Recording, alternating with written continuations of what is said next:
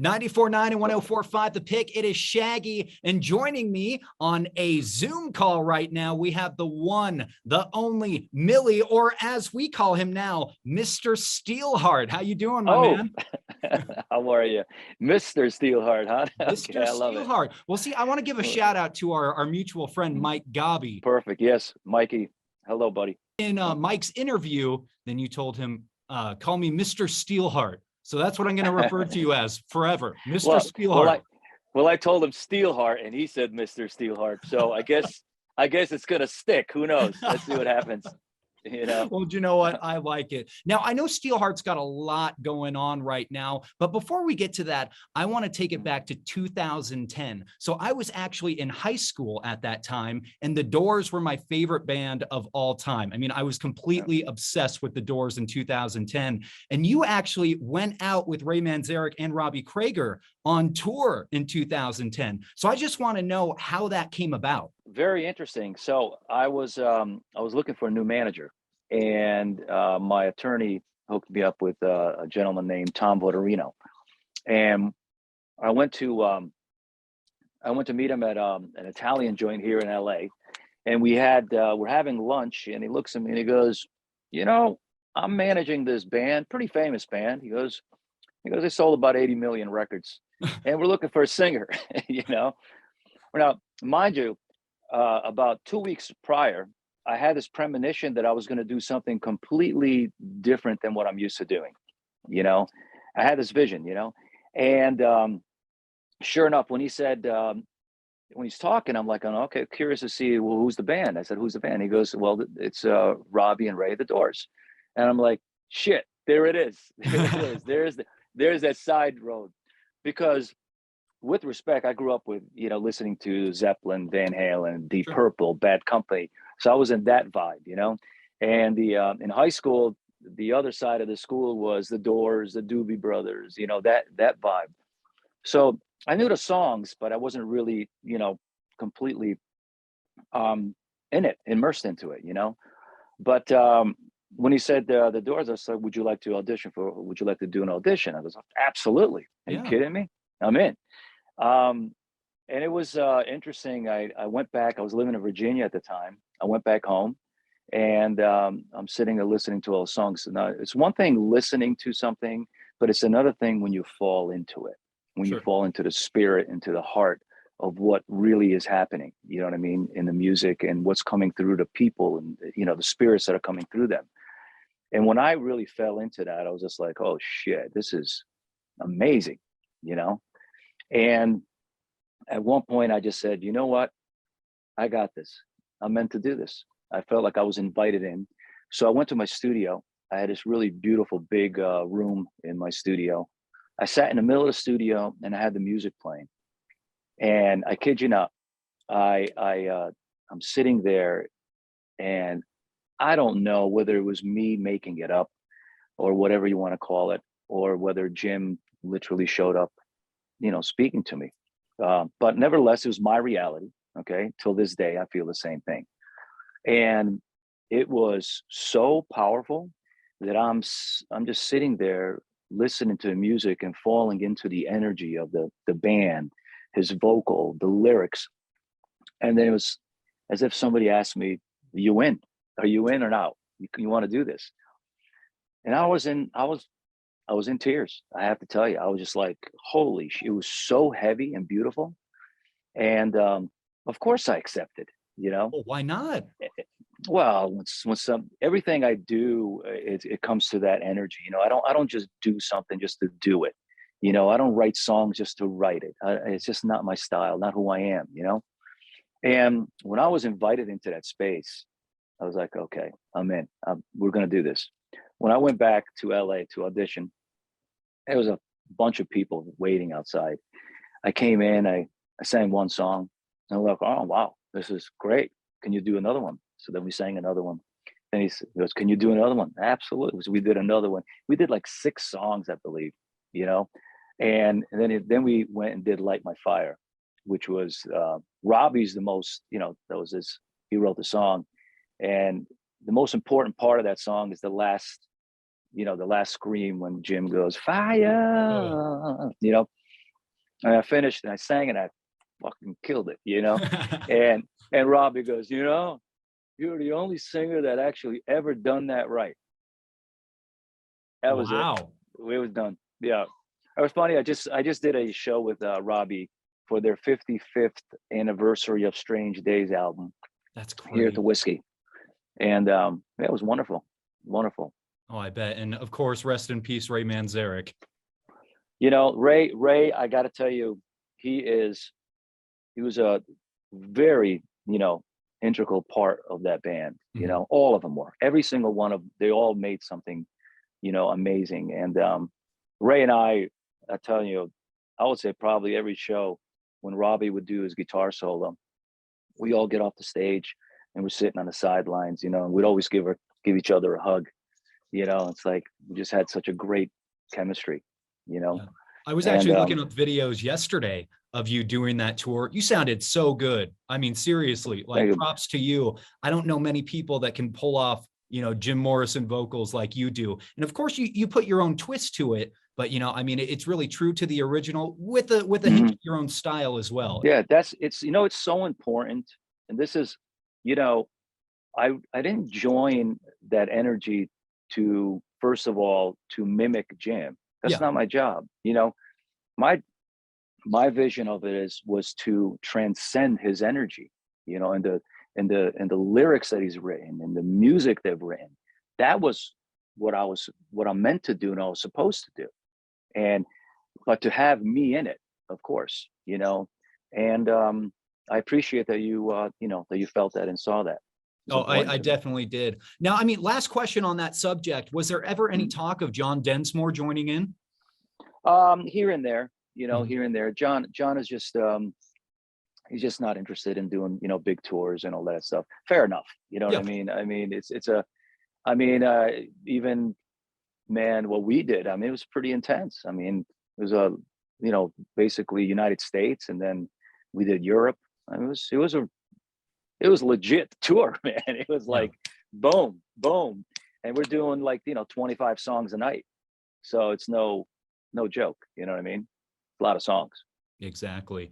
Right on. Well, I want to get to Steelheart. So obviously you guys have recently re-released We All Die Young amongst a ton of other songs, but I want to get to the original version of We All Die Young, which was actually released in 2001 with the movie Rockstar. Now, for people who might not know it, you were actually the singing voice of Mark Wahlberg in that movie. How did you even get a gig like that? Yeah, that was a very interesting story. So I was in Connecticut, and I was at my brother's house, and I was going home back to LA. I had nothing going. It's like I got to put a band together. I got to get out there. I felt like really, you know, kind of lost. But I'm going back to LA to do it, and then the producer called me. Oh, my brain just stopped working. Help me here. He produced my second album. My brain just stopped. Oh God, my apologies. It's okay. It was 21 years ago, you know. No, I mean, but I know him really well. I'm just sorry. Anyway, so we did this. Anyway, so he calls me, he goes, "Hey, so what are you doing?" I said, "Well, I'm in Connecticut. I'm on my way back tomorrow. And I'm putting a band together, getting my shit together." And, you know, and he goes, "Hey, well, listen, I'm doing this project. Would you be interested in auditioning for this movie I'm working on? I'm the producer of the music, and the music, I mean, the movie is a big deal." And he told me a little bit about what it's about. And would you be interested in auditioning? I was like, "Well, absolutely." So I flew in at 11:30. I was in a studio by 2 p.m. By about 3:30, they said, "Hey, do you want to do this gig?" So I came in, sang my ass off. I mean, I just learned it right away, and I just, you know, really fell into it. As another thing, you know, and Tom Werman, that's what it was. So Tom, he did say, he goes, "You know, I got a good feeling about this, Billy. I think you're the guy for this movie." And when somebody has that, you know, delivers that kind of energy to you, then it's like an invite, you know what I mean, into the space. And yeah, man. And the rest was history. It happened, you know, in minutes. As soon as I started singing. Honestly, that's such a great movie. Still to this day, one of my favorite movies of all time and very underrated. I mean, when I was younger, then I would watch that movie over and over to the point where my mom would say, no matter how many times you watch this movie, you're not going to become a Right. rock star. I'm like, Mom, one can dream. You know? Yeah. Anyway, Mark did a really good job Yeah. in, acting. So I think, yeah, I think the movie's great. Yeah, I Still still today. get chills every time that you go and sing Blood Pollution. Mark Wahlberg comes up from the stage and falls and stuff. I get chills every Right. time on that scene. It's so good, and your vocals Right. were so awesome in that. So Thank great you. job. Thank I you. know that Zach Wilde, Jason Bonham, and Jeff Pilson were in the band in that movie. Did you actually get to collaborate with them in the studio? Yeah, of course. I mean, we rehearsed. We rehearsed quite a bit. We had to rehearse the songs, and it was I don't know. We did like 2 weeks of solid rehearsals, getting the songs together, and that's when the music director came up to me and I said, "Hey, do you have any songs uh, that you may want to present?" And so that's when I gave them the Wait record. They came back in the morning and said, "We want this song. We all die young." And then we re-recorded it. So that's originally was recorded on the Wait record Yeah, in '96. Yeah. and I know the original release of We All Die Young, you were talking to our friend Mike Gobby about this a little bit, but if Mhm. you wouldn't mind retelling, that song came out in 2001 and it kind of didn't go so well, the initial release. Why don't you tell us that story? Well, my screen in the back is not working. It has Oh, no. the We All Die Young logo. So what happened is, so when the movie came out, it was #2 in the box office, and it was extremely exciting. Everybody was like so like stoked, and and that week the song We All Die Young was going to radio. So Warner Brothers put a enormous amount of money behind it for marketing, and everybody really had a strong belief in it. And then 9/11 happened on Tuesday. So when 9/11 happened, at the time, President Bush said, no songs on the radio with the words blood, kill, die allowed on the radio. So it immediately eliminated that song, and it also ruined the movie. So that's why the whole thing just collapsed, Yeah. And I felt, here's a 30th anniversary, and I was like, you know what? That song didn't get its, time in the sun. Agreed. And I really felt, so we went back in, we remixed it, we added some stuff to it, did some parts, and here it is now, and I feel like it needs a day in the sun. I hope everyone likes it. The lyric video that is out now is really climbing fast, which is unbelievable. And now a video we're going to be putting out very shortly as well, a full performance video. So here And we go.